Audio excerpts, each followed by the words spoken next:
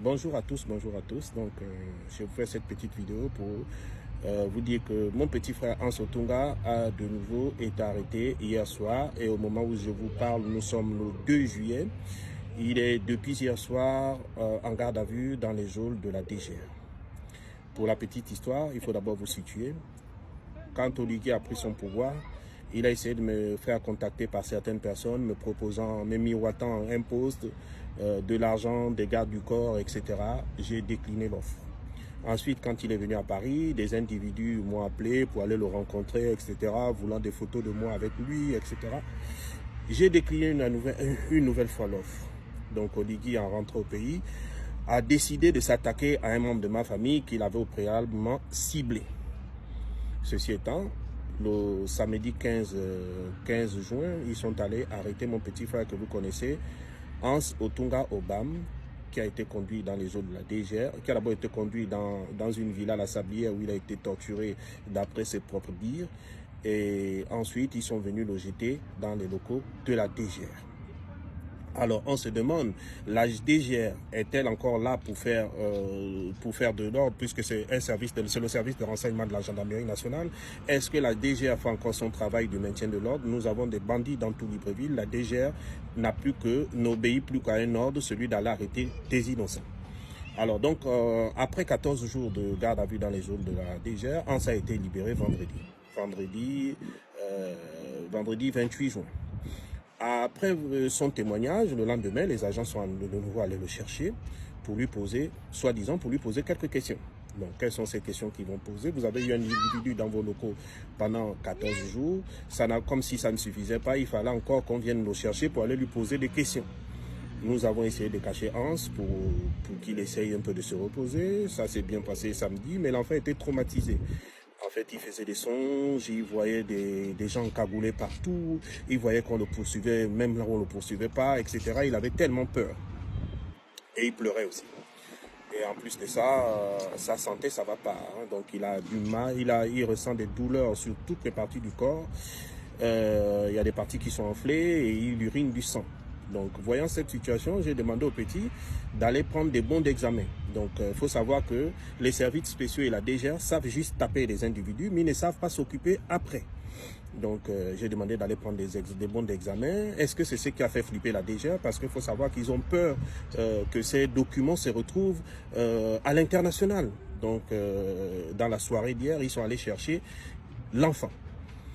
Pendant que le petit est tellement mouché, il a subi un choc psychologique et un choc physique, puisqu'il urine du sang et il a certaines parties de son corps qui sont enflées.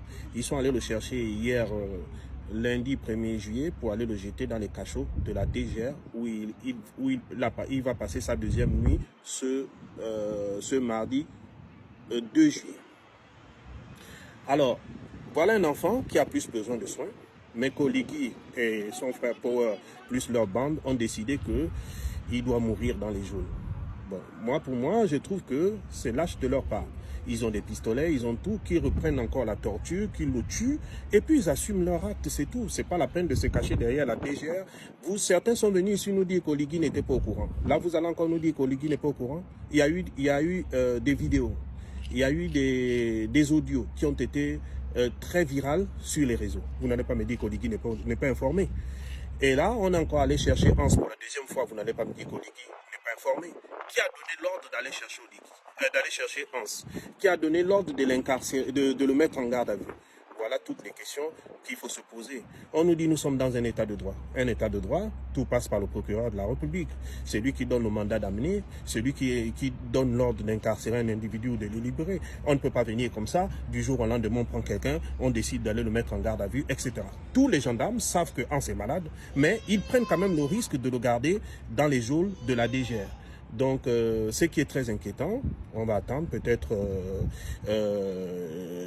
ils veulent peut-être qu'il meure parce qu'ils ne veulent pas que Hans laisse des traces. Donc, comme ils ont raté leur opération qui était de tuer Hans, ils veulent maintenant qu'il meure à petit feu, donc on va le leur laisser. Et sur ça, ils commencent à afficher sincèrement leurs intentions. Donc, ils avouent que, voilà, au lieu que ton frère reste tranquille, il est encore en train de publier, etc., etc. Je vais dire à ces agents Oligui que vous ne me faites aucunement peur. vous avez ciblé, vous avez décidé de faire ce que vous voulez faire. Continuez, ça ne va rien me faire, absolument rien, et vous ne me connaissez pas. Donc si vous allez arrêter mon petit frère croyant faire pression sur moi, ou croyant qu'il est celui qui est mon directeur de conscience, ou croyant agir psychologiquement sur moi, vous perdez votre temps. Et soyez-en sûrs, je ne reste pas que les bras croisés. De mon côté, je me bats.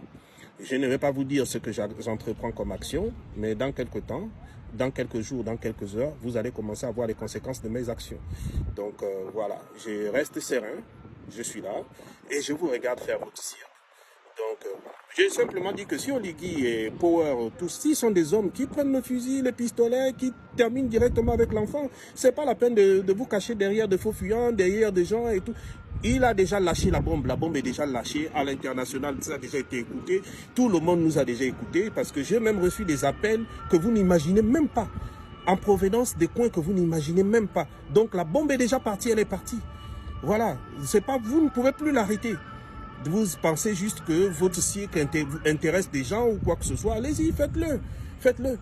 Mais soyez sûr que nous sommes des humains, nul n'est éternel sur terre, et aussi, aucun pouvoir n'est éternel.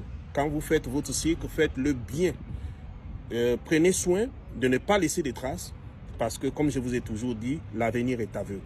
Donc, je n'ai rien à vous dire, je vous dis simplement, je les regarde, ils ont décidé de s'attaquer à moi, je les regarde, et moi ça ne me fait rien parce que ce régime m'est insignifiant, Oligui tout comme son régime m'est insignifiant, donc ça ne me dit rien et tout ça. Et je vous ai dit, je vous répète, je ne vais ni négocier ni collaborer avec Oligui, c'est très mal me connaître. Donc il fasse ce qu'il veut, il a décidé d'agir comme un lâche, qu'il continue, voilà, et voilà, ceci étant... Je vous laisse, donc je leur laisse dans leurs bêtises et je vous laisse, je vous ferai une autre vidéo demain pour vous donner les nouvelles du petit. Sur ce, bonne soirée.